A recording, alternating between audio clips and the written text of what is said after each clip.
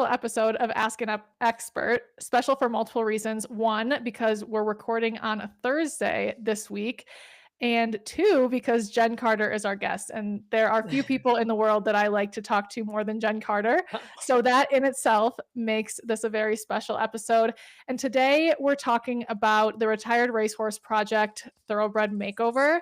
And Jen is just at the end of that week. She was a judge for the jumping and the eventing competition. So she has all sorts of things to share with us about judging and about the competition. And I can't wait to dive in. Jen is joining us from Mid-South in Kentucky. So Jen, thank you so much for making time to do this. Oh, thank you. Thank you for asking. Yep, home from Kentucky and then back to Kentucky. So it's been a whirlwind 10 days, basically. Yeah, I bet. That I didn't even think of that, but the makeover is at the Kentucky Horse Park and Mid-South as well, right? Correct. That's right. So feel like I Wow. never left. Yeah. Well, let's start by talking about what the makeover is, because I know it differs a lot from if somebody were just attending like a classic 3-day event or a 1-day event, whatever it is. It has a very different purpose and format. So, will you share with us just what the makeover is and kind of what it entails? Well, so basically, it's designed to give thoroughbreds off the track a second chance at another career. They do have, and I'm learning as I go with all of this as well. But the whole program's designed to showcase horses. They have 10 different disciplines. Let's see if I can remember all of them. They have competitive trail riding. They have field hunters, freestyle, polo, eventing, show jumping, dressage. I know I'm missing some stuff. Ranch work? Ranch work, yep, barrel racing Was polo maybe and polo or freestyle? polo, polo and freestyle. I think you got to your 10. I Okay, I feel like I'm missing one, but anyways, so yeah, so they have, several different disciplines you can choose from, and you can actually enter in two of them with each horse. So a lot of the, it makes sense. A lot of the eventers were either cross-entered in dressage or show jumping. But then there were some that were doing the dressage and the freestyle. I think the ranch work and the competitive trail riding crossed over a bit. I don't know about polo. Not sure the polo horses and what else they did. So it's kind of interesting that like learning about all that and how versatile the thoroughbreds actually are. So it's great because it's designed to do that and bring attention. And I know it's very heavily sponsored by a lot of the top thoroughbred farms, because they're trying to give these horses that give so much to them another chance to do something with their lives after they're done racing. Because you think about most thoroughbreds are done racing by the time they're 4. Some do go on longer, some retire earlier. But for those that aren't going to go on to be broodmares or stallions or have another option in the breeding sector, then this gives them a chance to do something. And so that's, I think, why it started. I think it's been 10 years or 11 years now it's been running. You have all the stats in front of you, Jessa, so you probably have more accurate than I do. Um, but it's just really designed to bring people together that love thoroughbreds and showcase how talented they are. What I actually found very interesting is that they really can't have done much off the track before the December 1st of last year. So you essentially are looking at 10 months that these horses go from training or racing or being a broodmare or whatever they're coming from. That was it. They have a broodmare division. That was the one I think I was missing. Um, Oh, but but then they, so in 10 short months, they're being retrained to do these things that they're being asked to do. And it's pretty incredible. Yes, I saw some greener horses for sure, but they just are so incredible what you can train them to do in such a short amount of time. And the horses that were there do have to qualify. Like there's not just, oh, I want to go do it. They have to send in videos. There's a period of time in January, from what I understand, that it's open for them to enter, but like they have to get approved to come compete here. So it's not just, here you're a thoroughbred, you come enter. Like they actually have to be some stringent qualifications to get in. I saw that. So on the website, I was kind of trying to get my head around this in leading up to our conversation. And the application components include trainer details, which anybody competing is called a trainer, and then that person's experience, their personal narrative, references, videos taken within 2 years of the application submission, and a vet letter of recommendation. So that certainly in itself is different than a typical competition. Yeah, absolutely. And then in addition to that, when they arrive at the horse park, they have to go through a soundness evaluation by a team of vets as well. So, it is definitely not just like entering your normal horse show or event or whatever. Like there's some, they have to go through the process. It's pretty cool. It sounds very cool. And it is an event that I think has a really profound impact on people. Anybody that I know who has competed in it has this glow about them afterwards and is like just so all in on what the makeover is all about. And that's really special to see. And the community that has been built around the makeover and the thoroughbreds, regardless of which of the 10 disciplines somebody is competing in, is really special too.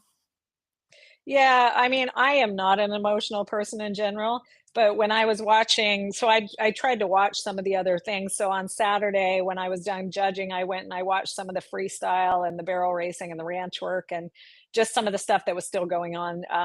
But I was watching the freestyle and there was a horse that came in that I mean, he went to Dubai. He won the Dubai Cup. I mean, he was a graded stakes winner, like incredible. And yes, he's a gelding, but here he is doing this, and he was so cute and so well trained, and it was just so emotional to think about what these horses go through and all the bad things they go through, and not this one, I'm not saying in particular, but in general, and just that people are giving them a good life, and it's so rewarding to see that. I know for the hundreds that were there, there's thousands more that don't get this same shot. But hopefully, what this program is going to do is it develops more and more years, it's going to bring more awareness to, giving thoroughbreds a good life. They give so much when they race for people's enjoyment or betting or financial reward that, it's sad to think how many are just discarded after they're done racing and being useful. And so I think this program's a good step in bringing awareness to that, and hopefully more and more thoroughbreds can go on to have second careers and do something really good with their lives or have a good life.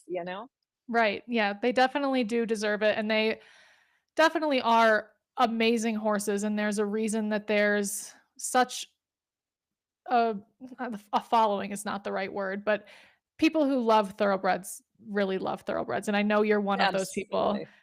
Share with us how the thoroughbred has been woven into your life and career.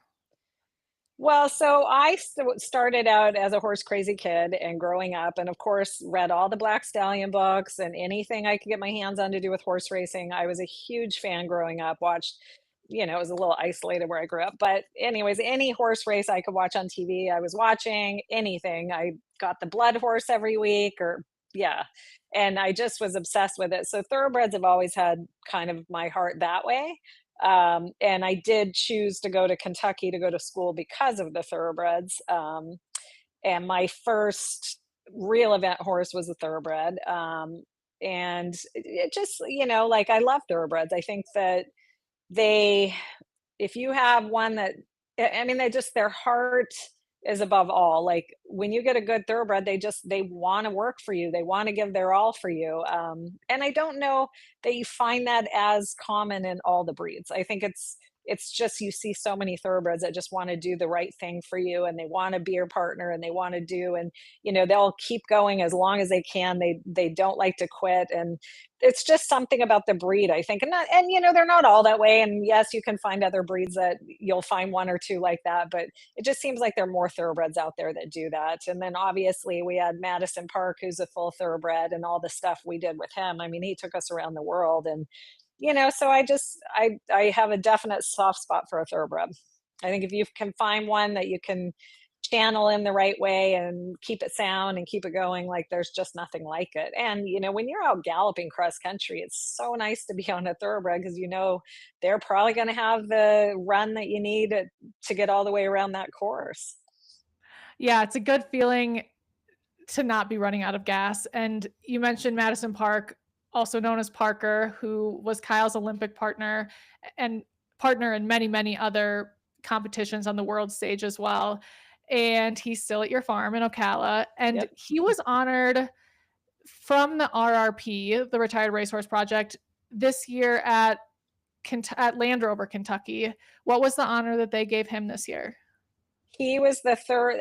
Apparently, they pick a thoroughbred every year that to represent them that has competed at the 5-star level at Kentucky, and he was their honoree this year. So it was really cool. We got a great poster of him, and got to talk a lot about him. And Kyle signed the autographs, and yeah, so it's fun to see him recognized because obviously he's dear to us. He's a family member, so Yeah. but, it's neat that they do that too, like, honor the thoroughbreds that run around there. You couldn't get more thoroughbred friendly than Kentucky.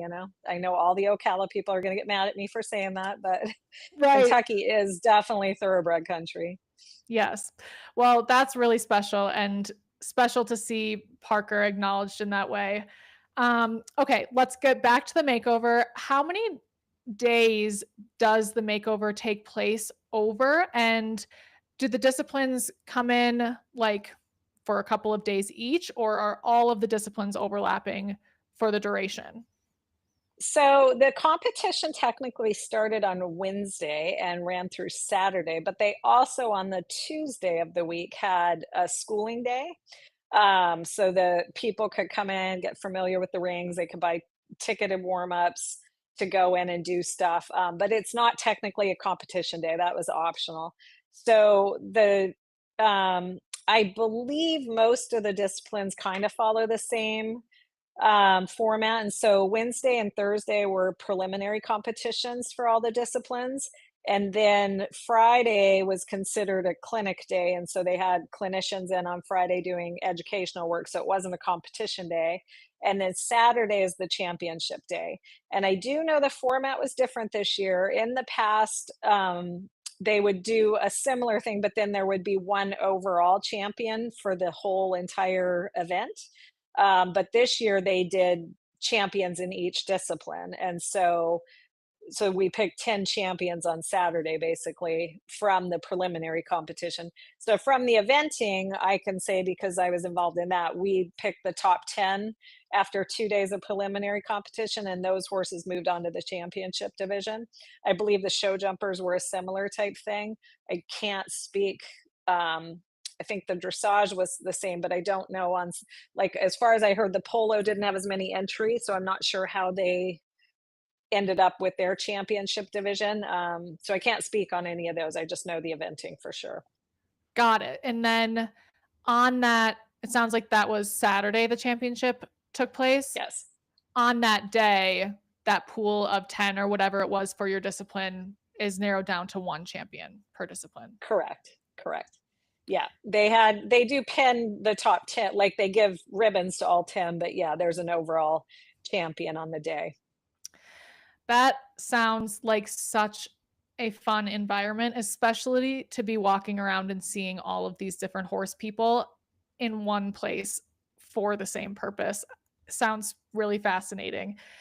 When if we kind of start at the beginning, as people who are listening, I'm assuming that their wheels may be turning about like this sounds fun. I might want to participate in something like this.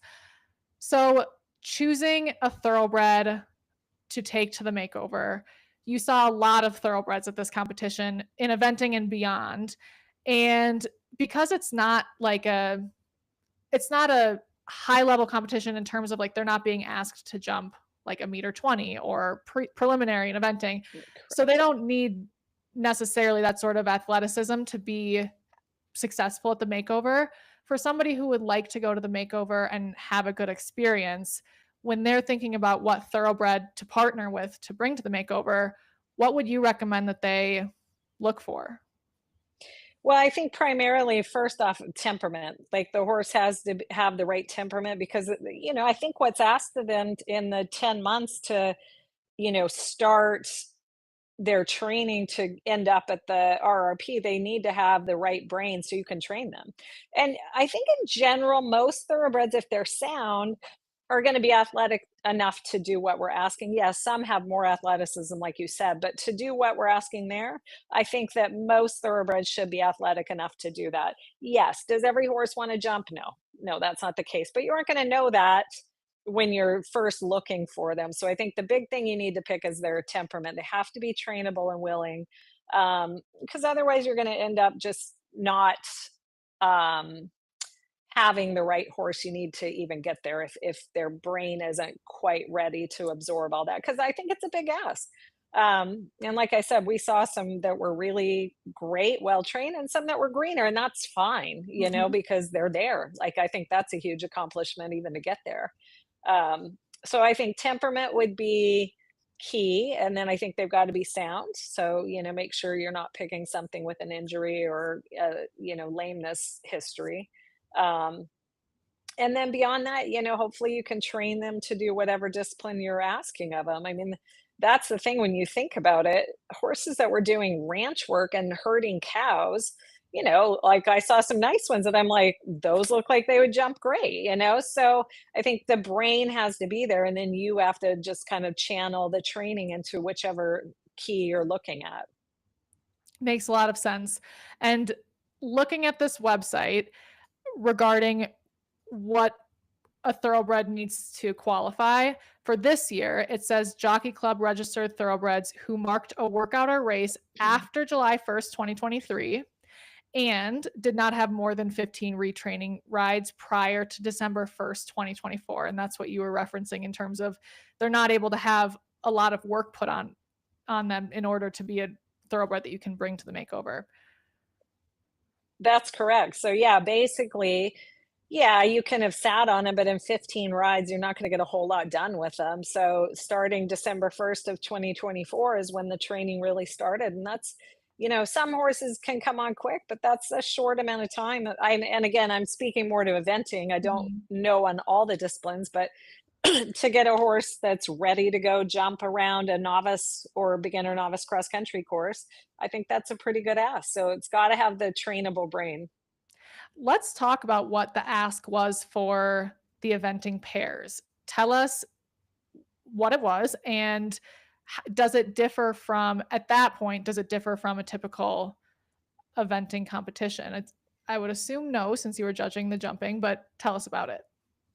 So it does differ slightly. Now, again, this was a new format for them this year, so this is what I'm familiar with. But it followed the Young Event Horse series that's been going on with the USEA now for quite some time. So what they do is they had a dressage test, and that was judged separately. And then they came to the jumping portion, and what it is it's a combination of show jumps and cross country jumps in one course. So they're only judged on, they don't have a separate cross country and a separate show jumping round. It's all together. So it starts out with five show jumps, and then they proceed out to the cross country, which is 10 cross country jumping efforts. So on our course, they did their five show jumps, and then they went right on. They had like a log and then a table, another table. Then they came to a down bank, which there was an option for. And then there was a ditch, which, was tough enough. It did cause some trouble. Another couple tables, and then they got their feet wet through the water, and then they had their last jump. And then the final thing we judge is, as soon as they jump the last jump, they have to do a gallop to the finish line. So it's quite a ways, because we're judging the gallop, because you want to see what the horse can move like in the gallop, how willing, how forward, how much ground cover they gave, how uphill it was. So yeah, so there's a lot of components to it, and so it's not something that everybody is familiar with, because it is slightly different from just going to your normal 3-day event. But if you've done anything with the Young Event Horse series from the USEA, you'd have an idea how it goes. And so, oh, what was I going to say? There was something I was about to touch on, and now I can't think of. Oh, and so one thing they said for these, and look, this is open to different aged horses. So this is not strictly 4 and 5 year olds like the USEA deals with, but these horses are greener. And so the thought is, by following this format, they get less tired, especially the ones that are cross entered in another discipline. So, for instance, the ones that were doing the eventing, they did their dressage test, and then they had a little break, and then they came and did the cross country and the show jumping with us. Well, and then maybe that afternoon they would have to go do another show jump round or a hunter round or a dressage test or whatever their other cross discipline is. So it is a big ask on a horse that isn't as established as some of the ones that do the disciplines purely, if that makes sense. It sounds so fun. For the jumping phase, I know you judge the gallop. Is that like you would judge a dressage movement in terms of how the points accumulate? And then for the rest of the fences, is it judged like a competition in terms of 4 points for a rail, 20 points for a refusal? It's not. So it is a little different, and it is slightly different on the scoring from the young event horse. It's similar, except that we had a broader range. So we had the 5 show jumps and the 10 cross country jumps. So we had 15 efforts, and each one we judged on a score of 0 to 10. And so it the other judge and I that did it, Dorothy Crow was the other judge. We conferred on kind of our opinion on things. And so we determined, now I was following the young event horse judging, which is fairly clear. If a horse has a stop, it's an automatic 0 at any jump. And then you do not rejudge that jump. They can jump it and continue on, but they don't get a score. And then for a rail in the young event horse, you can't score better than a 2. So we chose that the rail couldn't get better than a 5, and that a refusal was a 0 because they were trying to follow that format. And so really, it's hard. So then, you're judging on, it's a hard balance because you are trying to judge the horse because that's what you want to see. But a lot of times the rider doesn't always give the horse the best ride, and you have to judge what you see in front of you. And so it was a little struggle because you want to be kind and judge the horse what you can see it can do, but if it knocks a jump down, you kind of have to give it a lower mark, even though you might be like, well, it was just a light rub, or it the rider made a mistake getting to the jump and caused the rail. You still have to penalize them, unfortunately, for that.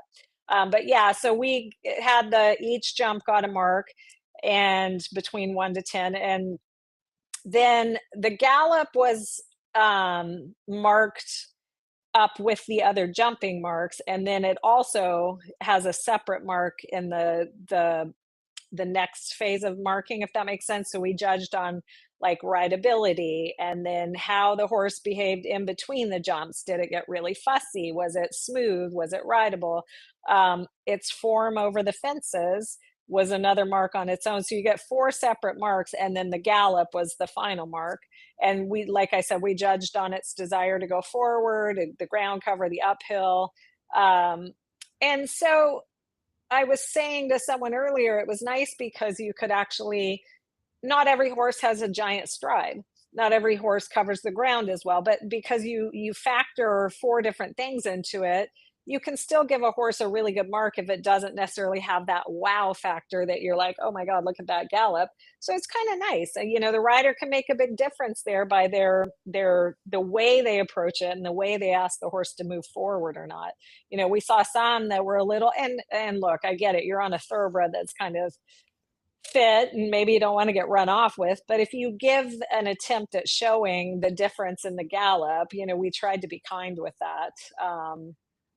So yeah, I mean, we rewarded bravery. If a horse just went right through the water, jumped the ditch, we were very kind because that's what it should be. And we're trying to encourage these horses to go on and do something, and these people to do something with their horses, sell them, ride them, whatever. But you want the start of it all to be positive, and this is the start of their careers. So we did reward bravery. We also allow, because in the young event horse, they do allow the horses can go get their feet wet before they start their course. So we allowed that. They were allowed to go down and get in the water before they actually went and started, because you want success for them. You don't want to have a horse stop. That isn't what we're trying to have happen at all. Right. How cool. It sounds like the judging is more similar to dressage in that every effort gets a score and you even have your like the equivalent of the collective marks at the end. And I Correct. love that. I think it's really, especially at the beginning of a horse's career, because you can get away with a lot the way that eventing is judged in the jumping phases. Like it Yeah. doesn't Yeah. look pretty and it's probably not what you would consider like what you want for a training round, but you still, succeed in terms of scores. So it's nice that this is done differently. It sounds like a very difficult job that you had though. Did you and Dorothy treat it similar to how dressage judges were in terms of like being separate, having your own scribe, scoring separately, and then averaging? Correct, we did. Now, we didn't have to like do up the scores, add the scores up, so it was actually really quite fun. So yeah, we stayed separate from each other. We each had our own scribe. Um, and then, we filled everything out. They took the score. So it was kind of fun because we actually didn't even know who was going to be in the top 10. Like at the end of the day, there was one I was sure was making it because I was like, oh yeah, that one got good marks, but it didn't make it. And I Mhm. know Dorothy liked it too, but like we just have no idea when we're doing it what it's all going to equal up to. So Right. I do like that because there's like, to me that takes the bias out of it because I was just marking what I saw as she was and we didn't discuss it, but then they added up and that one didn't make it and we both thought it was a nice horse. So but that was what was kind of fun all the way till the very end. We had a better idea on the championship day like who probably was going to come home with it, but you still didn't know until all the scores were tabulated. So I found that aspect really quite fun. The only thing I wish is that with each jump, you kind of want to tell someone why you gave them that mark. And there Mhm. was nowhere to do that. Like there was no way to put down each individual jump why they got an 8 or why they got a 6 or so I wish that you could do that because I think that would give the rider a lot more information, but it's just I don't even know if you'd have time, honestly. It Yeah. all is kind of going on fairly quickly. So and it is not timed at all, which is Oh, great. Yeah, no, it's great. So there are start flags and there are finish flags, which they have to go through both. But basically, you blow the whistle and then they, get to go. It is still that they can only have three disobediences and then they're eliminated. There is a technical elimination if they go off course. We had that happen to someone, unfortunately. Um, and we thankfully didn't get to the knockdown rail where they would be eliminated, but it is that they're allowed to have 4 knockdowns and no more. So it does follow some of that stuff now. And I guess each judging set will be different on what the preference is, but Dorothy and I did discuss that we felt like if they were had 3 stops and it did happen to several people at the ditch, we let them continue on. Now they didn't get to jump the ditch, but we let them continue on and finish the course because they paid the money to be there. They're not in the competition anymore, and they might as well get an education out of it. And we want success for the horses going forward. So I think there was only one horse out of, I mean, I think we judged 60 in the preliminary wow. that didn't manage to even get around the course, even when they were able to go school. So 60 competitors. That's quite a group. yeah, I don't know the exact number, but I think we counted it was like 30 each day, Wow. in the preliminary competition. Yeah, it was super fun. And as far as the jumps themselves, are they at beginner novice height? Well, so we had novice and beginner novice at this one. Now, I will say, I think there were only 4 novice horses in total over the 2 days. So the majority were beginner novice, but you enter what your horse is appropriate for. And honestly, when again going back to the 10 months of training, you're not going to really get any training level horses in there at that point, I wouldn't think. So I think novice and beginner novice is quite appropriate. You ask the basic questions. The course was nice. It was inviting. It encouraged them with a nice inviting log as the first cross country horse. And the whole point is to encourage them to learn and grow and get confident around it. And those 4 novice horses were still against the beginner novice horses in the same pool? Overall, yes, Okay, yes. They were not separate divisions. cool. And the horse that didn't make it through that you guys thought might, that could be a result of a dressage of what happened Yeah, in the dressage shoot, right? absolutely. Okay. It could because we didn't know any dressage scores. We did not judge the dressage. We only did the jumping. So we had no idea. And so absolutely, I'm sure that was probably a big part of it. But on the day, on the course, it was both of us were like, we'd like to sit on that one. Yeah. And that's kind of how I put it in my head. I'm like, would I want to ride that one? Yeah. You know? How cool. Um, After seeing all of these horses and is the championship the same? Is it the jumping test again? It it is, but it's like an arena eventing. Oh, cool. So, yeah, so for the preliminary competition, we were at the horse park. We were out in the infield as steeplechase field. And so the show jumps were set up on a little grassy area. And then they proceeded right into the cross country course, which just looped around in the infield. But then for the championships, it was in one of the arenas. And so I think there were 10 show jumps and 2 cross country jumps, or maybe there were 10 total and 8 were show jumps and 2 cross country jumps, which I feel like if possible, it would be nice if we did the championships over cross country again. I know there's some logistical things with it, but that to me, it was basically we were picking show jumpers on the Right. last day. Yeah. So And again, it's the same scoring. And are they starting fresh at the championship? So their they are score from the starting the interesting. store, yeah, they start from fresh at the championship day, and there is no dressage test. So it is strictly that jumping competition that determines the champion on the day. And yeah, it scored the same. It's 1 to 10 over 10 efforts that time instead of 15. And when you think about either the championship of your discipline, eventing, or just the horses you saw over the course of those days, do any like stories or happenings come to mind that were kind of special? Well, I met a lot of really nice people. I know that, like the people that are involved with it, from the organizing standpoint and the official standpoint to the competitors, it was really cool because, like you said, the people that really believe in this really believe in this. Like they're so passionate about it. A lot of people I met, this is strictly what they do. Like as a Mhm. professional rider and trainer, they're sourcing horses to bring to this and do this, and then they sell them and all that, but they give them a good foundation, a good base to then go on to their next careers. And so I'm pretty impressed with that because just being there, like, and then I guess the biggest thing I would say is, so the horse that won the eventing, we did pictures at the end and he was so chill, he's just hanging out, 4 years old. Like I'm like, and then there was another 4-year-old, same thing. They're just so chill. I'm like, it is amazing that all these young thoroughbreds are coming in and they're just like, okay, we can do this. You get their mind working and their temperaments were so amazing.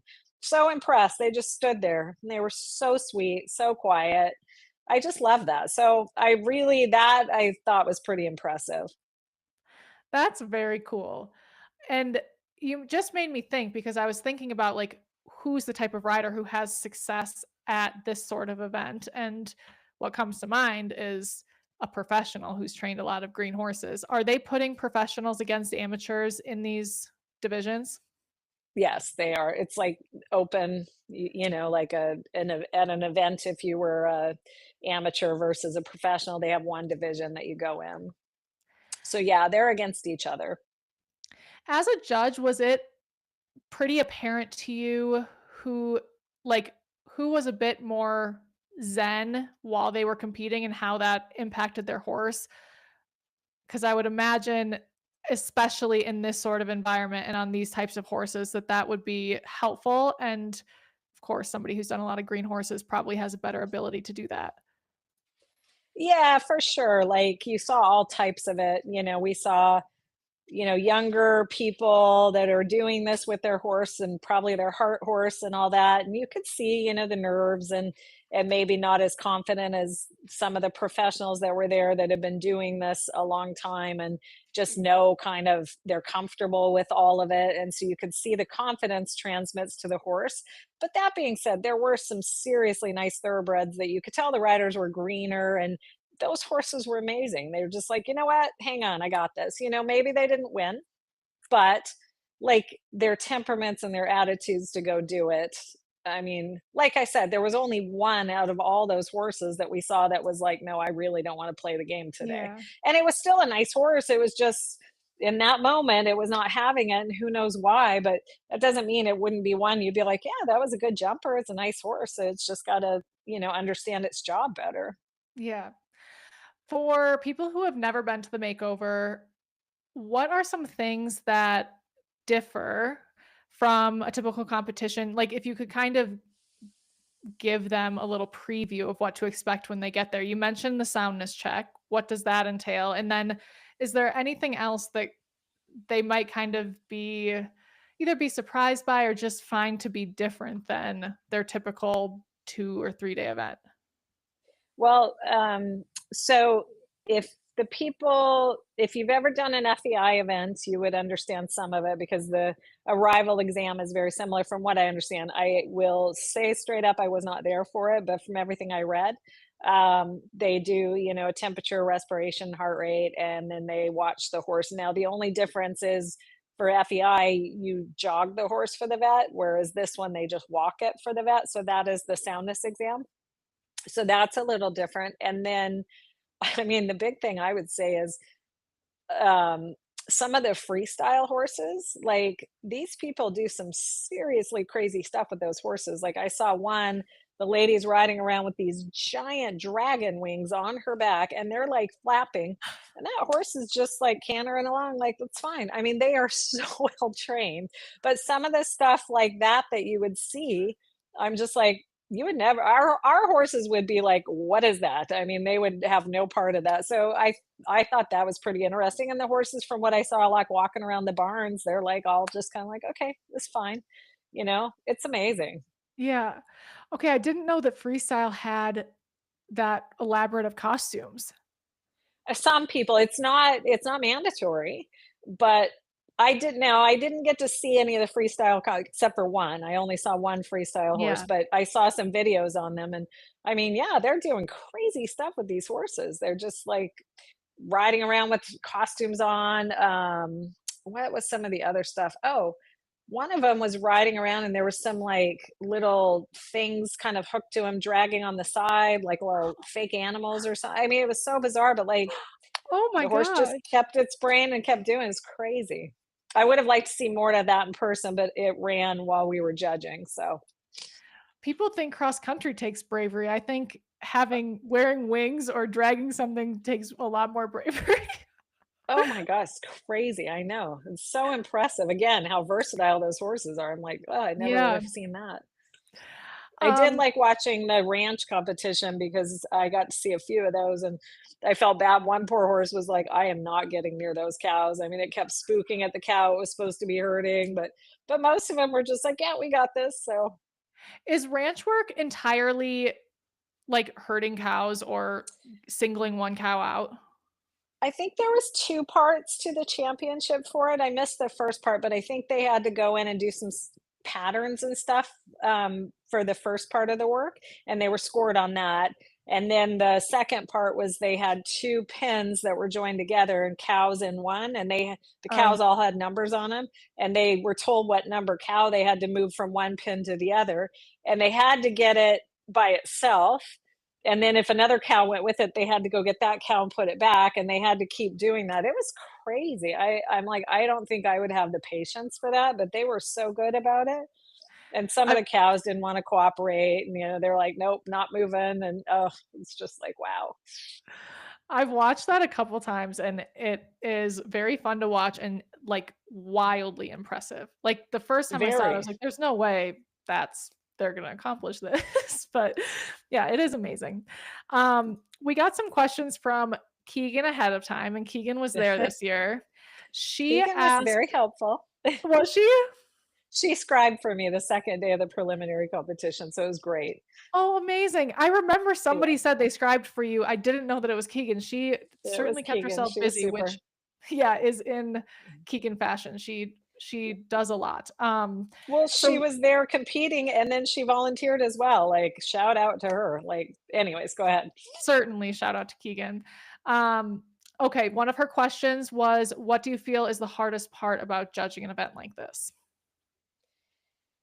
I would go back to it's The hardest part was when you saw a horse you knew was a good horse and it didn't get the ride that you wanted it to have, and it didn't get to show itself as well, and you had to give it a lower mark because of that. I struggle with that because there were a lot of really talented horses that didn't, and look, it's all on the day, but because like you pointed out, it is similar to a dressage format where you're giving a mark for each jump. You do kind of have to do it that way. It's not like they can just go get it done and you can be like, oh great, you have to kind of each jump. So that was the hardest part for me, is I felt like there were a lot of horses I would have liked to give higher marks to, and I just couldn't. Yeah, that makes a lot of sense. One of her questions was, are you more focused on judging the horse or the rider? And you've answered that, like kind of how the rider impacts the horse, impacts the score. I would She, like it to have a separate mark, honestly, at the bottom. I would love if they had a mark for the horse and a mark for the rider, and I did suggest that because I do feel like there were a lot of good horses that didn't get a good ride, and I know Dorothy felt like the same thing, and so, you would love to be able to be like, "Okay, this horse didn't get the best ride, but it is a really good horse, so I'm gonna give it this mark," and, yeah. so maybe they'll change that for going forward. Yeah, I love that idea. Speaking about going forward, Keegan also asked if you'll judge this something like this. I'm assuming that means this again. I would love to. I really had such a good time, and I didn't expect that I would enjoy it as much as I did.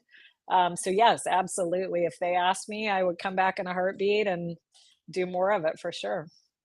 On that note, as somebody without a horse, is with so many horses competing, do they make it friendly for people like spectators to come and watch? And were there many spectators?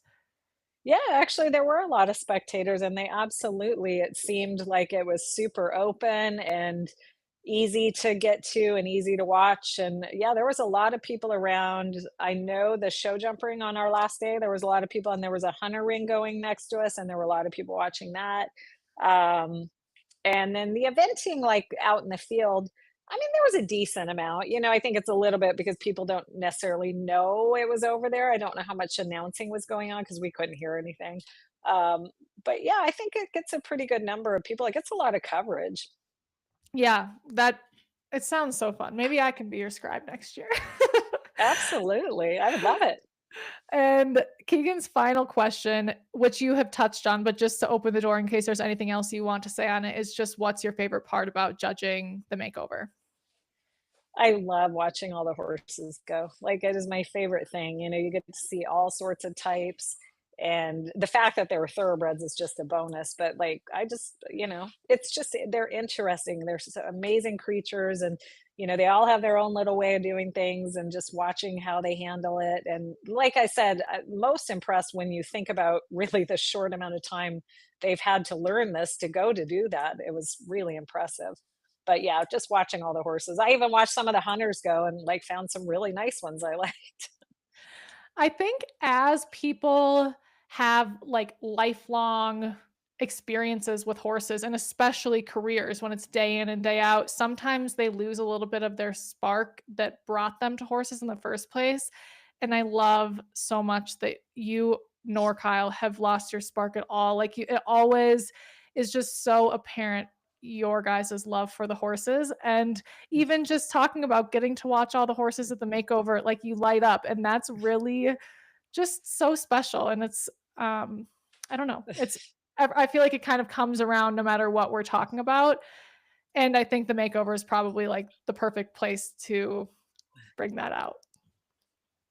Well, thank you. I mean, sometimes you lose your way a little bit, but at the Yeah. end of it all, it is the reason we all got into this is the horse. Yeah. So, like, being able to just sit and watch them and, you know, think about where they're going to go. What the winner of our eventing is actually competing at the 4-year-old championships in Maryland this weekend. So I'm excited to see how he does, because that was Wow. pretty cool. Yeah. Was I that who don't was remember the girl's name, but the horse's name is Sect, S-E-K-T. okay. I I'll remember look him that. up too. Yeah. Was the Yeah. girl an amateur? I believe so. She seemed pretty young, and not that that means anything, but I Yeah. think she said she's from Maryland, but I don't remember if she said she does horses or not. So, Well, good for her. That's very she might be cool. a young professional, but she Yeah. was pretty young either way. So, Yeah. Um, let's talk about what the 10 months could look like leading up to the makeover, and it looked different for everyone, I'm sure, and I'm sure some people had injuries to Yeah. deal with and different weather that they were dealing with over that time, different schedules that they had to dedicate to their horses, so it's different for everyone. But as someone who's trained a lot of green horses to be successful and capable, if you had 10 months with a horse, what are the sorts of things that you would be thinking about, or maybe like the pillars that you would use for their training? Like maybe don't do too much too fast, or any sorts of things like that that would be in your mind as a trainer of one of these horses given the short period of time you have. I think you just touched on it. You wouldn't want to throw too much at them early on because you can shatter their confidence pretty quickly that way. So I think just giving yourself enough time to establish that relationship and develop the basics, they need basics to do this. And that's something a lot of people I think would overlook because they'd be in a panic to get them ready. So, you got to train them right from the beginning. A lot of them probably have, depending on who had them at the track is a big thing, right? There's some that are way better than others. And as you said, location, opportunity. There's so many factors that go into it. There was one girl from Colorado who talked to us briefly, and when she was going down to school to water, and she said that we don't have anywhere to go school water. So she was thankful that we let them go get their feet wet. And so you kind of start to think about these people are from all over. I met a lady from Idaho. I mean, there's like people from all over the country doing this. And so when you factor, I mean, we're incredibly spoiled and fortunate that we live where we do. You can't ask for a better way to prepare a horse, but these people are out there, probably with nothing trying to get these horses to there. So like I love that. I mean, the perseverance the people must have to get to that point with these horses is incredible. But I would think you just want to really have a good basic foundation on a horse and then not overwhelm them with stuff early on and then get them to trust you. And yeah, like you said, there are going to be injuries that some people probably had to deal with, and that'll always put a little wrench in your plans. But I think that I would just kind of want to get them really confident in what they're doing, When it comes if that to answered that. Yeah, no, it totally did. When it Okay, comes to a okay. training schedule for a horse that's had so few training rides beyond their life at the track, what would your approach be? Would you be, spending mostly days on the ground with this horse at first? Would you be trying to ride 3 days a week or 4 days a week? Or what are kind of the important elements to strike the right balance of them not forgetting that you exist and what you're teaching them, and them not feeling like, "Whoa, this went from 0 to 60." Well, as long as they have a really good attitude, I think that we tend to not do as much groundwork because they've been ridden, like they're coming from the track and they know to have a person on their back. So you have to get on and you have to teach them how to steer the way you want them to and do all that kind of stuff. And we do 6 days a week. So not everybody's going to have that chance, but that's how we do it and work a lot on. I think steering is probably the first thing they really need to learn. They need to learn what your leg aids mean because, when they're racing, the leg isn't even on the horse really. They ride so short that the leg doesn't really do a lot. So they have to kind of start to understand leg pressure. Um, and then as they start to accept that and understand that, you can start to do more things with them, teach them how to kind of work into more of a frame. A lot of them already know that, but they don't know it correctly for what we do. They know it from the racetrack, like they put their head down and they go fast against, when you're holding onto their mouth. So you have to kind of just educate them with I'd say the steering is probably the first thing that really, because you're trying to turn them and they don't know what turning means, and they just go in a straight line around a track. Um so we put a lot of basics into them that way, and then kind of once you can progress with that and you can start adding in the little jumping and all that. Not everybody has that time, and some people love the groundwork. I know a lot of people do a lot of groundwork, but that's just how we do it. But we would follow probably one of the beginner novice type conditioning programs that we have on Ride IQ. Would be a really good template to set out for them. You know, you can get a horse, and look, these horses don't need to be fit. They're fit. They're thoroughbreds. If they're coming off the track at all, you don't have to really think, oh, I've got to gallop them to go do this. They naturally should be that. But if they want kind of a program to follow, that would be a pretty good template for them. The novice conditioning program, it gives them a 6 day a week, 5, 6 day a week program to follow. And when it comes to, like you mentioned, some of these horses were just amazing because their temperament was great. They were chill, even in this new big environment. That, in large part, is their nature. Is there any part of that that can be influenced at home by how they're handled or what you're choosing to do with them? Like go out on a hack, or I don't know what you choose to do with them, but do you think that some of how you treat them in those 10 months can help them kind of grow into that?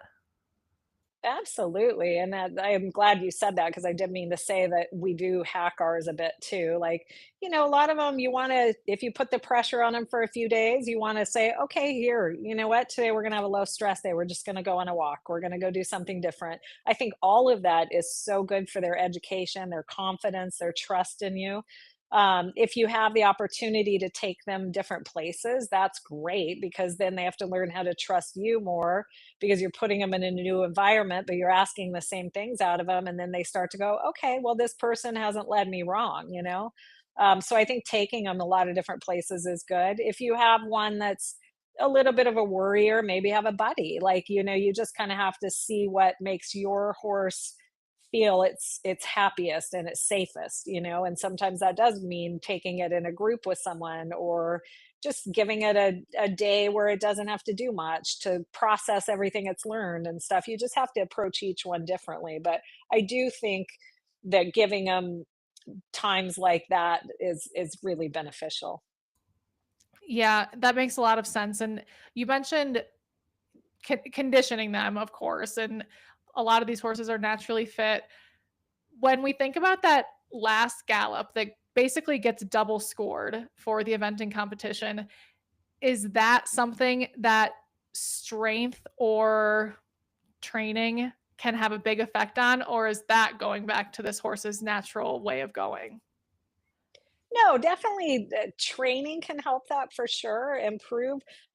We saw a couple that I will say there was one that was tired, and somebody asked me, they're like, "Well, do you penalize for that?" And I'm like, "Well, no, because that's, you know, that's just going to come with time." So that person didn't have that one maybe as fit as it should have been, but you know, you can still see the basics. So I do think training can influence it. Yeah, I'm just there was only one that actually looked like it might run off with the rider. In Well, that that's case, I would surprising say, and well, nice. yeah, no, actually, yeah, the rest of them were great. There was one that you could see was a little goey, and she looked a little worried. But I will give her credit; she did make an attempt at it. So we actually marked her pretty well because she tried to show what we were asking of her. So yeah, I don't like again, I just the big thing with that one is I think it's just the rider has to be willing to show something, you know, Mhm. and if your horse doesn't have a giant step, oh well, show what it can do, you know? Interesting. I remember I had a dressage test that went from canter to medium canter, and afterwards the judge was like, "Thank you so much for, like, really going for it in the canter," and I didn't feel like I really went for it, but what you're talking about sounds like show the difference, show that you're really trying. Absolutely. Yeah, and you just said like a lot of times in dressage tests, that's exactly it. You have to show that you're trying to make a difference, whether it gets what the judge is looking for. But if you're showing that you're attempting, you should get marked better for that. Yeah. So yeah, that's how we approached the gallop. Yeah, there were a few that had a giant step, nice and uphill, everything you'd want. And of course, you know, they probably marked higher, but we Yeah. saw a lot that just were like, okay, this is how big my stride is, but I'm going to make a go at it. And you know what? We appreciate that too. I love it. Is there any final piece of advice you have for people who will attend the makeover, whether it's their first or their 10th, in the coming years? I would say really enjoy it, which I think everybody does. It seems like everybody Yeah. I talk to when they put this on their calendar and they make this their goal for the year, and I think that's incredible. So enjoy it when you get there. and try and watch some of the other disciplines. Like if you have time, and I know a lot's going on, but it is incredible to see the versatility of the horses.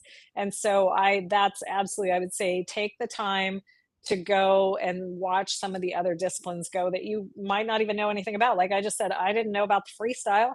So like it's really just incredible to just go sit and spectate and see what it's all about, which is, the incredible versatility of the thoroughbreds.